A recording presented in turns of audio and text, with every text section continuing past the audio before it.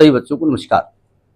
बात कर रहा हूँ सिंगेज अलजेब्रा की, जिसके चैप्टर 5 प्रोग्रेशन एंड सीरीज की बात हो रही है, जिसकी कंसेप्ट एप्लीकेशन एक्सरसाइज 5.3 की हम बात करें। तो देखते हैं उसका नेक्स्ट क्वेश्चन। देखिए इसका 9th क्वेश्चन क्या कहता है। क्वेश्चन हम पढ़ रहे हैं, आपके सामने क्वेश्चन है, वो ध्यान से क्वेश्चन को समझिएगा।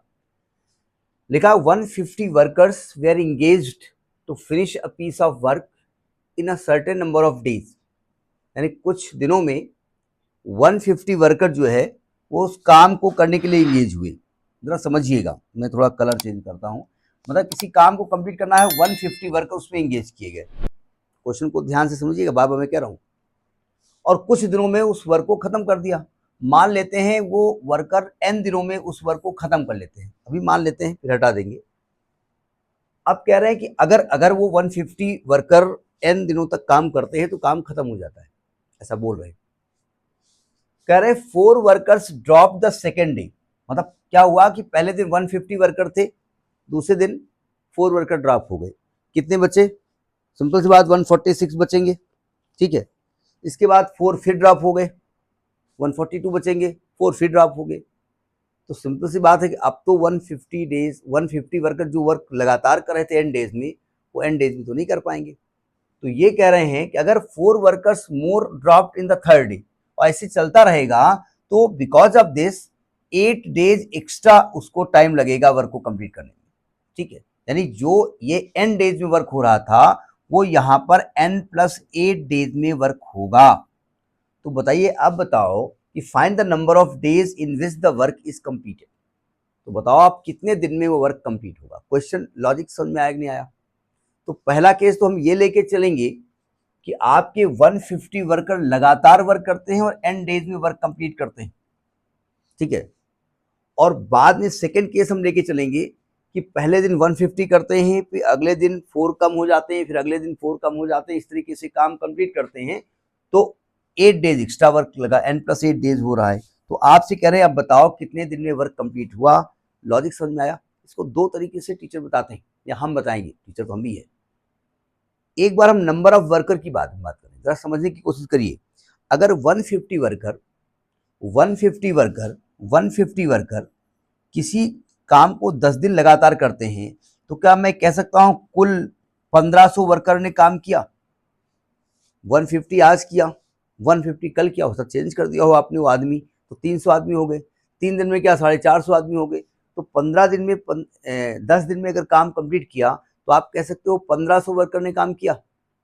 सही बात है ना? अच्छा, तो अगर मैं पहले दिन 150 कर दूं और दूसरे दिन 146 कर दूं, अगले दिन 142 कर दूं, तो भैया काम कंप्लीट करने के लिए तो 1500 ही वर्कर चाहिए ना भाई। अगर 150 आदमी काम कर रहे हैं 10 दिन तक लगातार, तो इसका मतलब 150 आदमी का 10 दिन का काम, 1500 लेबर का काम हुआ है पूरा। तो आप अगर 1 2 4 कम करते रहोगे तो दिन इसीलिए तो बढ़ रहे हैं ना, लेबर कम हो गए, तो कुल तो 150 वर्कर होंगे ना।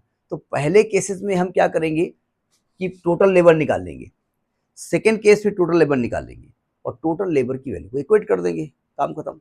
कुछ लोग टोटल वर्क को इक्वेट करते हैं, वर्क को कर दो या लेबर कर दो। लॉजिक समझ में आया नहीं आया?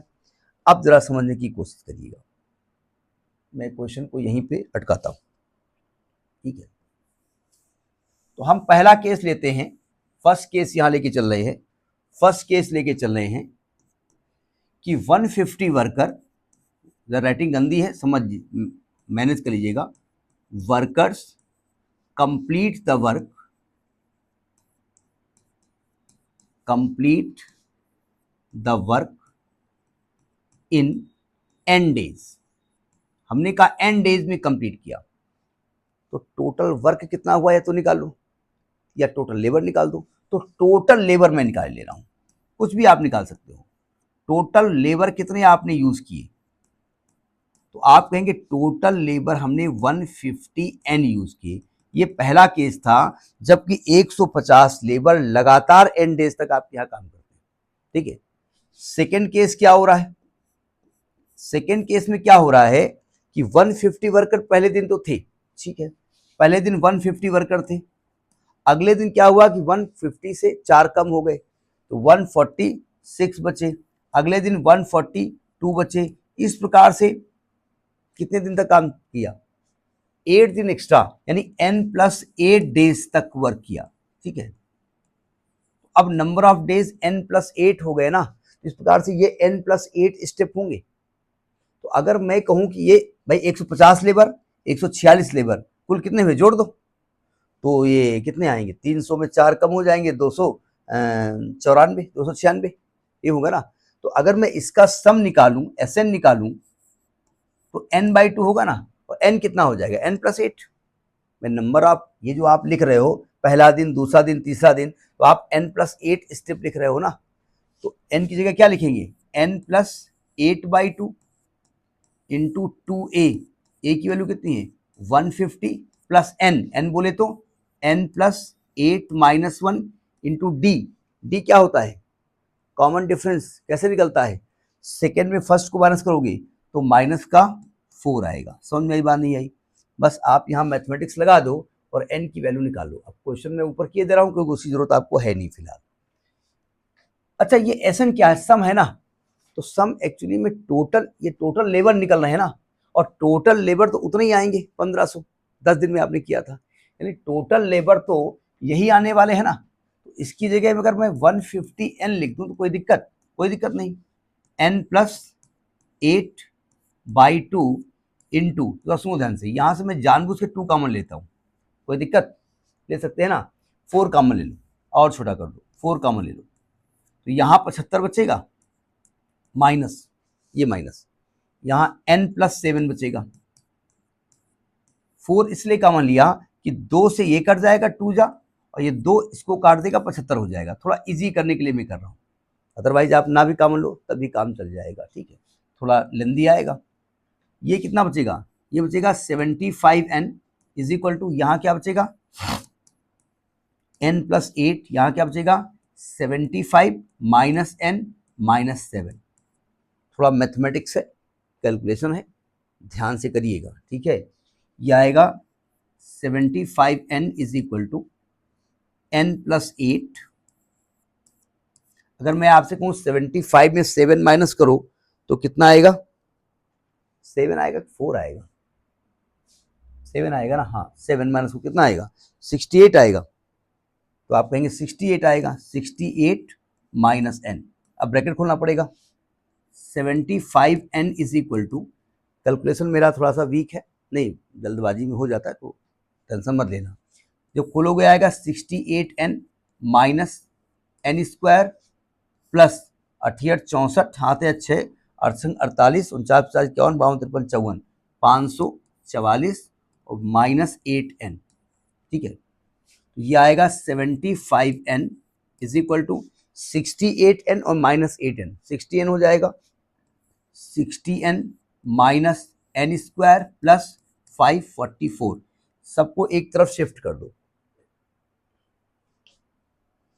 तो देखो n² इधर आएगा तो पॉजिटिव हो जाएगा, प्लस का 75n था, माइनस का हो जाएगा 60n माइनस का 544 इज इक्वल टू 0। तो आएगा n² प्लस का ये हो जाएगा 15n माइनस 544 बराबर 0। यहां तक बात तो समझ में आ गई। को 544 के ऐसे टुकड़े करने हैं, यहाँ माइनस लगाए ना, जिसका डिफरेंस 15 आ जाए। तो हमने 544 लिखा,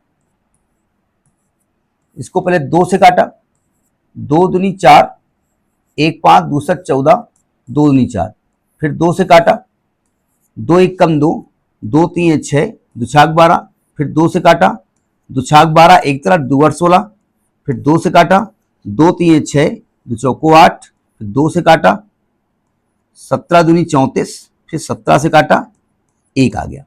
ठीक, अब देखो ध्यान से, 2 दूनी 4 दूनी 8 दूनी 16 दूनी 32, 32 में 17 माइनस करो कितना आएगा? 15 आएगा ना।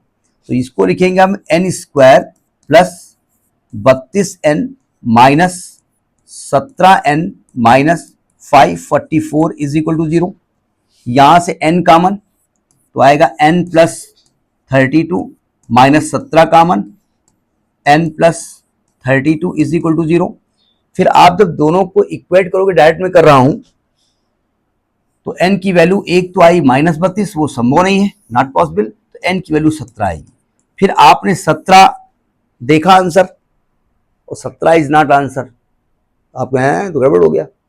इसलिए आपसे कह रहे हैं कि जब हर दिन 4 लेबर कम होते हैं ना, तब कितने दिन में कंप्लीट होगा। तो total number of days n+8 थे ना, टोटल नंबर ऑफ डेज वो n+8 थे ना, तो 17+8 हो जाएगा, 25 दिन में कंप्लीट होगा। अगर आपसे ये पूछ रहे होते कि जब टोटल लेबर काम कर रहे थे तो कितने दिन में कंप्लीट होता, तो 17 दिन में होता। जब 4 लेबर छोड़ रहे थे उस केस में कितने दिन लगेंगे, 25 दिन लगेंगे। थोड़ा कंफ्यूजन वाला क्वेश्चन था, तो कर लीजिएगा next in the next video. नमस्कार।